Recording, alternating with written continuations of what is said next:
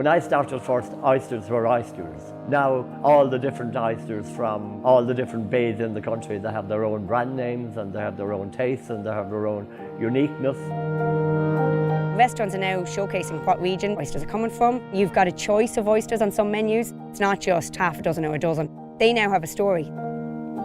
We're in a very unique part of the world where the waters are the perfect temperature for oysters to grow. The unique flavour comes from the Garvogue River and the Atlantic Ocean.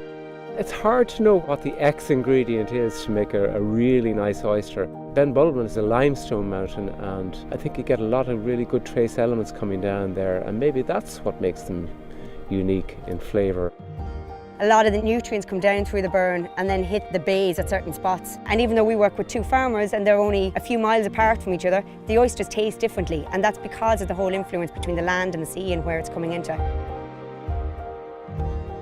Sligo Oyster Experience is offering visitors to taste oysters in Sligo town. We want the opportunity to get everyone to taste them, find out about the history, the link with Lissadell. It's our heritage. This was the old Lissadell estate, which belonged to the Gore-Booth family. They had a licence here to grow oysters since 1860 and exported them as far as London and Amsterdam. They recognised that these waters here were unique for growing oysters in. They grew a very good oyster, a very good meaty oyster, and indeed that's the case today as well. The main process that we do with them is keep turning the bags. The quicker they grow, the more you turn the bag to knock the shell off so that you get that good strong fish.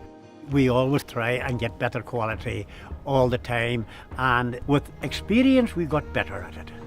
I love fish and shellfish, so it kind of seemed like a natural fit to kind of come back and see about getting involved with Dad.